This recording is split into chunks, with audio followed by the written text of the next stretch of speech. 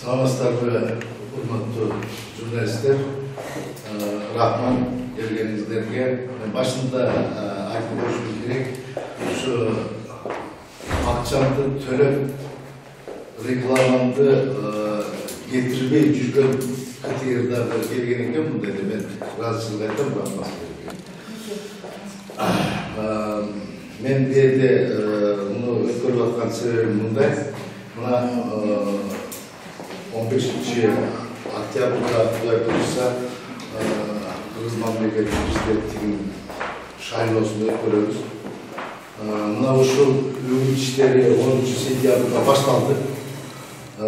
Мен Өмүрбек талапкер Өмүрбек Токтогулович Бабанов менен келишим түзүп, ал кишинин программасын көрүп, окуп, мен ошол менен макул болуп, идея үчүн максат бир болуп, үгүт иштерин 10 сентябрда баштаганбыз. Андан бери биз түштүктө бир топ жерлерде болдук. Мына жагы Чоң Алай, бир топ Ош областынын шаарларында, райондун борборлорунда, айылдарында болдук. Мен айтып коем дегеним, Өмүрбек Токтогуловичтун Бабановдун программасында барган жерде ушундай элине жогушады дагы айтылып атты. Себеби мен аны мурда дагы окугам. Эгерде Өмүрбек Токтогулович Бабанов президент болуп калса, Конституцияга өзгөртүү киргизебиз. Парламенттик же президенттик башкаруу болот. Эгерде президенттик башкаруу болуп калса, анда премьер-министр деген болбойт. Себеби чечимди президент алып келет, качан болсо премьер-министрге жооп берип келет. Ошон үчүн президенттик башкаруу кылабыз дагы, жоопту президент болот. Муну мен калтырып аткан жерим жок. Өмүрбек Токтогуловичтун жолугушуусунда 10 миң деген, 15 миң деген адамдардын баардыгы укту. Өмүрбек Токтогуловичту кубактап, коштоп, биз дагы ошону айттык. Мисалы, мен дагы айттым, эгер өзгөрүп болуп калса ушундай болот. Ошентип келип эле Жалал-Абадка келгенде, Жалал-Абадтын стадионунда 15 миң адамдын алдында Төрөбаев Бакыр Эргешевич премьер-министр, Бабанов Өмүрбек Токтогулович президент деп жарыялашты. Элдин баары кол чапты. Мен ошол жерден ойлонуп калдым. Демек, канча жерде жолугушуу болгон болсо, ошонун баары айтылып келсе, бир күндө эле ошондой программасын өзгөртүп.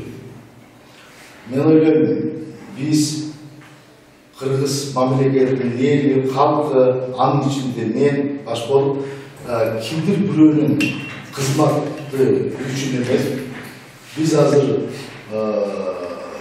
кетип атканыбыз ушул система өзгөрсө, тартип болсо деп жүрөбүз. Булар мыйзамдуу орносо деп жүрөбүз. Булар биринчиден Алладан өйдө, мыйзамдан өйдө, бул нерсе жок деп түшүнөм. Себеби дегенде президент премьер-министрди сунуштайт. Мыйзамда ушундай. Ал премьер-министрди парламент бекитет. Кимиси пайгамбарлык кылды. 120 депутаттын канчоосу добуш берет дагы, канчоосу добуш бербейт. Мен тигил же бул аймактын, же башканын, кимдир бирөөнүн кызматы үчүн кызмат кылгым келбейт. Мен мамлекеттин өзгөрүшүн каалайм. Эгерде Өмүрбек Токтогулович азыр ушундай бир күндө позициясын өзгөрткөн болсо, андай адам президент болот. Эл башкарам, журт башкарам, мен президент болом деген адамдын ою, максаты бекем Ана бирөө болчу. Мага көп жактан телефон чалышты, чалып атышат. Мисалы, мына Беловодскийден бирөө чалып, мен как раз ошто жүрсөм, айтат, алдайке, сиз Өмүрбек Токтогулов бабам менен жүзүксүз коштоп, биз саясатчылардын көбүнө ишенбейбиз. Алар президент болобу, башка болобу, кабинетке кирип кеткенден чыкпайт, биз жетпейбиз. Сиз ушуну жеткизип коюңуз. Мен Москвадан кече аялым менен, 2 балам менен учуп келдим дейт. Жайдын күндөрү, кыштын күндөрү эмин үчүн 3000 сом, 4000 сомго учабыз дагы. Эмин үчүн жайында 24.000-25.000 сом болуп кетет. Ушуну жолго салаларбы. Бизге бабамдын акчасынын кереги жок, башкасы жок.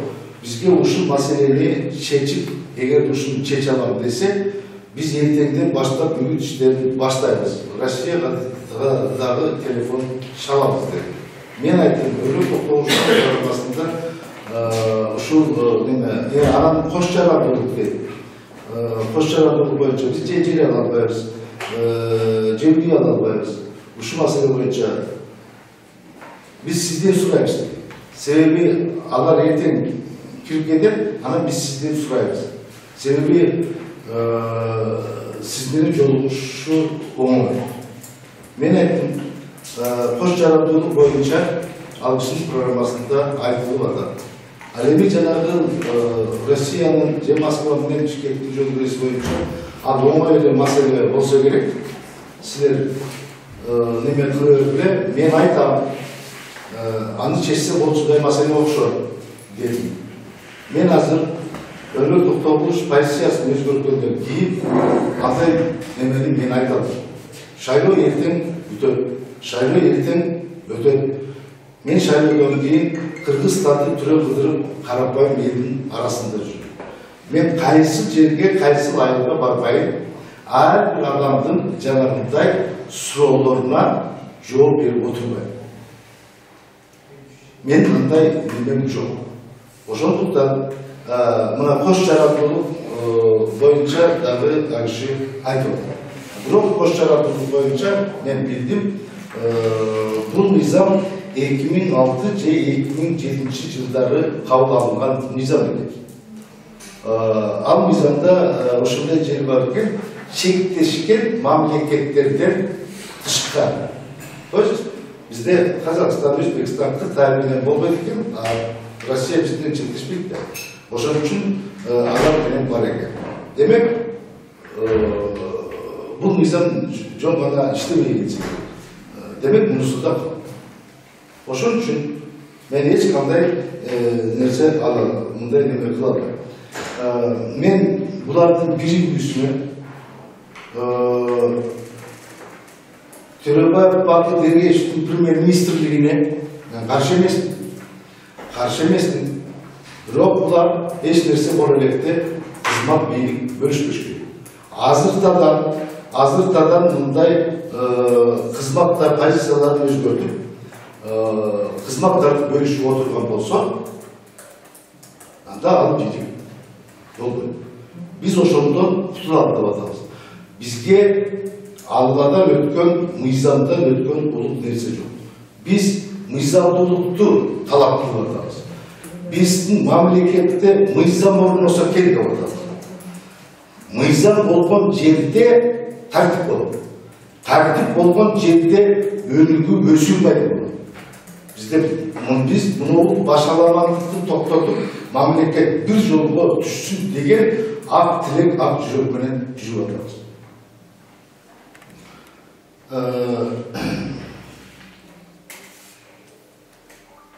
Негизинен мен ушул нерселерди айтып коеюн дедим.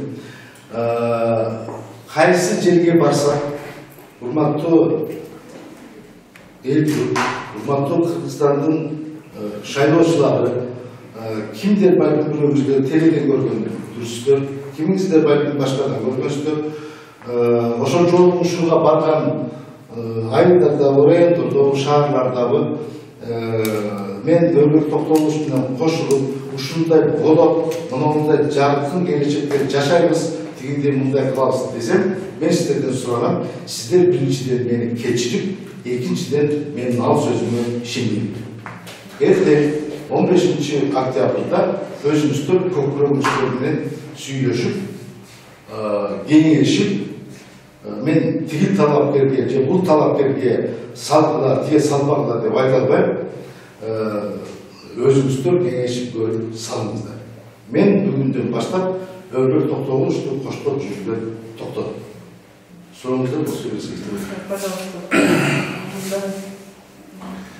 Абдулла мырза, мына сиз ошол Өрбек Токтогуловичту колдой тургандыгыңыз биз баарыбыз эле билебиз да. Азыр келгенде деле ушул багытта сөз сүйлөшүп деп ойлогонбуз. Бирок келишим түзүлгөндө сиз чыгармачылык инсансыздар, сизде айлык жок, айтып атасыз, эфирге да чыга албайсыз. Кандайдыр бир келишим түзүлгөндө канча суммага анан бүгүнкү күндө аны ала аласызбы, ала албайсызбы, ушунча алайды кыдырыпсыз, башка жерди кыдырыпсыз. Эмне болот? Бул мындай ар бир немеде бул мыйзам ченен бир нерсе. Агитатор катары договор түзүлгөн договор турат. Мен эсептесем 11 точкада болгон. Мен ошонусун кармап каламын да, калган бир тиын толугу кайтып берем. Сиз акчасын алып койдуңузбу буга чейин? Жок. Бербей койсо эмне болот? Жок, бербей койгон эмес. Мен договордогуну алып дагы ала турган бар болчу, мен ошол калганыма жетпей калган болсо төлөп берем. Канча сумма эмне экени кызыктырып аткан болсо, ал ошол президентке талапкер кандидат өзүнүн октогуздагы иш. У меня такой вопрос вам, мне не понравилось. Пожалуйста, на государственный язык задайте вопрос, чтобы я вам отвечал свободно. Пожалуйста. Эми сиз мындан ары башка, мисалы үчүн талапкерлердин мүлк компания иштейсизби же бул жолу шайлоодон дагы четтедиңизби? Мен оюмда азырынча эч кандай бир талапкерди колдоп барбайм. Бирок оюмда туруп атат, эң көп эл чогулган жерге, мисалы Өзгөн, Жалал Абадка барып кечирим сурап коюшу мүмкүн. Кайсы талапкерде болбосун деле, ошол жерде болуп калсаңыз. Ошол жерде кимиси жол учуп аткан болсо, ошол жерде кечирим сурап келсе деген ойдо турам. Мындай принцибиңиздин өзгөрүп койгонун эң принципиалдуу нерсеси кайсы болду? Бул жанагы сентябрда 17-сентябрда жана алар бир тандем түзгөндөн баштап оюңуз бузулду же ага чейин эле мындай майдалап? Жок, ага чейин эч кандай чын көкүрөк, чын дил менен ушундай сонун болуп кетип атканбыз. Мен Жалал Абадка келгенде мен даже стадиондун эки чекесине жазып коюшкан экен. Неме Бабар президент кимеле? Төрөбай премьер-министр. Мен аны даже көрбөм. Мен билбейм аны.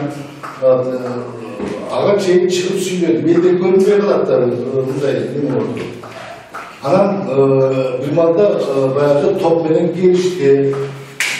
Сахнага чыгышты. Анан сүйлөп атып эле Бабар президент болот. Мен президент болсом, Бакыт Төрөбай премьер-министр болот деп сүйлөдү. Мен чөчпөйм. Эмне деп андай кечээ күнкү Өзгөндө же башка жакта жолкушуда сүйлөшүп аткандар эмне болот? Десем бияқта батыр айтып баштады, о кирип кеткен стадионда жазылып турбайбы? Кайерде жазылып турат? Деп мындай карасам, уже стадионда жазылып турат. Демек бул өзүнүн жанагы партиясындагылар менен сүйлөшкөздүр эле эки лидер өз чечип коюп атабы? Мен партиянын кимиси менен сүйлөшкөн, кимиси менен экенин билбейм. Мен да бир жолу түшүндүрүп айттым. Ал кишинин программасында эгерде президент болуп калса, конституцияга өзгөртүү кирип, же президенттик, же парламенттик башкаруу болот. Мындай көбүрөөкү жагы мындай президенттик башкаруу болот. Себеби президент чечим кабыл алып, премьер-министрге жооп берип келгенде баардык жерде айтып кетти. Эгерде мен президент болуп калсам, премьер-министр деген должность жок болот. Ошонун негизинен өкмөттүн аппаратынан экономдоп калган акчабыз паланча миллион сом болот деп келди. шарт керек дагы Жалал келгенде башкача. Мындай мамлекет башчысы, мындай талап. Эртең президент болуп калса, башка болсо, мурдагы келатканыбыздай эле ар киши өзүнүн ыңгайына, шартына карап жылдыр бере тургандай көрүнүдө. Мен дагы мыйзам дурдук болчу. Мыйзамдан алыс эч кимсе алыс. Ал президент, ал кеткен чимби, ал уборщицабы, башкабы, укук баарыбыз үчүн бирдей болушат. Мен талап жүргөм. Экөөңүз ачык айтылган келишимди буздуңуз да, анан сизге кандай кабыл Мен ага ачык айтканым жок. Себеби көрдүм. Мен ага айтканда эмне? Ошончо эле астында айтылып атса, анан мен айтпадым, оңдойбу? Мен ошол жерден эле мындай көңүлүм кой деп. Эртең кимдир мына ушул акпресстикке келип, башкалар келип, кемелер айтып атпайбы? Кимдир бирөөлөр үчүн 2-3 калып айтып койгон, ал үчүн уят болбосо, мен үчүн уят. Мен үчүн калпайтуу бул кылмыш демес. Мен бала чакам эртеки немелер чөйрөп, мындай бир эркин, мыйзамдуу мамлекетте жашасын каалайм. Сиз өзүңүз ошол калпайтуу мага оор болду, мен керек болсо кечирим сурайын деп атасыз да. Демек бабаны калпайтты. Талапкер ушундай талапкерлердин калпайтуусу негизи бул сиз айтып атасыз да, кийин президент болгон күндө деле жакшылык алып барбайт деп атасызбы, ушундай деп айтып атасыз да. Ошондой деп атпайбы. Ошону айтып койсоңуз. Ошондой деп айтып атам. Мен айтып атам, азыркы талапкер кимиси айтып позициясын бир күндө шартка жараша, ыңгайына жараша, кимдир бирөөнүн кызмат орду үчүн же башка үчүн позициясын өзгөртө берген болсо, ал президент болуп чыгат. Можно еще вопрос? А как вы считаете, желающий стать президентом стал бы брать из Кыргызско-Российского фонда развития 200 миллионов долларов, которые могли бы достаться от крестьянам и фермерам? Это ваше мнение?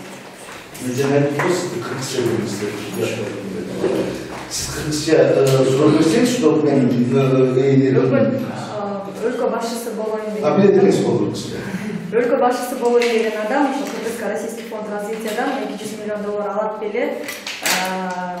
Ал акча деген каражат ошо ветерандарга багышталганчы. Аны мына кастас талап чыгып атат. Мен болсом тимде кылам, мен болсом мындай кылам деп атат, ошолорго барып сурайм. Сизге окшоп бул тандемден кийин дагы келишимди бузгандар болдубу же?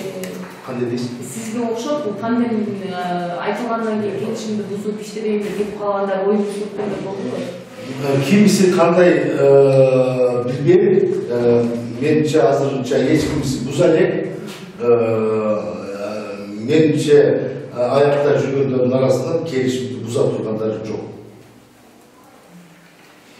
Мындайча айтканда сиз шок болгон турбайсызбы? Мен айтпайм, ошол жерден сахнанын чегиндеги ошентип айтты. Мурунку эле күнү 10 миңдей адам чогулган Өзгөндүн стадионунда жанагындай сөз. Биз ошко барып жаттык. Эртеси күнү кечинде Жалаловго келип, жанагы стадионго келгенде ушундай кылмыш болду. Ал кылмышты мен кабыл алгам жок. Сиз контракт түзгөнсүз да, эмне болду контракт? Мен азыр жооп бердим. Контракт түзүлгөн, агитатор катары бул мыйзам чегиндеги нерсе. Мен эсептесем 11 точкага катышып келдим. Агитацияда айткан сөздөрүңүзгө караганда сиз абдан 100% ишенип эле абдан агитацияны ушундук жазып атасыз. Мен элге чыгып алып тамаша ретинде дагы айтып аттым. Эл алыс болуп барат да. Мен айтам, бул эмне таанымай калгандар болсо. Бир да шайлоодон курулуп албаган абдылда. Мен канча шайлоого катышсам, мен чын дилимден өзгөрөт деп, ошол карапайым эл катары, журт катары дилимден ишенип, ümit kılıp ушул болсо башкача бир буруш болот го деп келет. Демек, азыркы боюнча биз дагы эле өзгөрбөйбүз. Мындан кандай болсо ошондой кетип атабыз. Мындан кийин дагы кой антпеңиз иштешели десе оюңуздан айтпайсызбы? Жок, менде андай характер жок. Мен сизге айтып атам. Менде мындай бетим чоң болгону менен өтө билет. Мен бир нерсени айтып, анан кайра тиякка барып, андай неме кылам. Бар да? Мындан кейін қандай не бар сен? Шайға болып қатышасың? Үмітшілерге мен кеш келіп барып тұрсың. Мен айттым азыр. Мен азыр талапкерлердің арасынан бүрөсүн дагы коштоп чыкпайм. Мен уялатам, кече 15.000ден ашуун адамдар чогулган 1-2 точкага барып, мага аймасы жок, кимиси жолуп жүрөт. Мен ошол жерде барып кечирип койгула деп кечирим сурап келишим мүмкүн. Бардыгын кыдырганга менин мүмкүнчүлүгүм жок. Ошон үчүн, ошондой шартым болбогон үчүн, ошону кыла албаган үчүн атайын мондай пресс-конференция өткөрүп атам. Мага ишенип деп атам. Мен кече күнү кандай сөз сүйлөсөм, кимди ынандырган болсом, кимге мындай неме кылган болсом, менин сөзүмө ишенбей келет. Мен алдын ала эртең шайлоо өтүп кеткенден кийин сен айтпадың беле алдында, биз сага ишендик да, башка да деп мен ар бир айылга барганда, ар кимдин ар кандай суроосун угуп отурам. Мен ишим андай эмес да. Бул шайлоодо бүтөт. Тиңиз болобу, мунусу болобу. Мен эртең эл аралап жүрөм да, мен капкара жипке түшүп, агыга кирип кетип, кайра чыгып үйүмө барбайм. Мен ошол карапайым элдин алдында. Чтоб ошон үчүн жаңылып калышпасын деп. Эртең мага өктө зар кылбасын, сен айткансың деп. Мен айтып атам го азыр эле.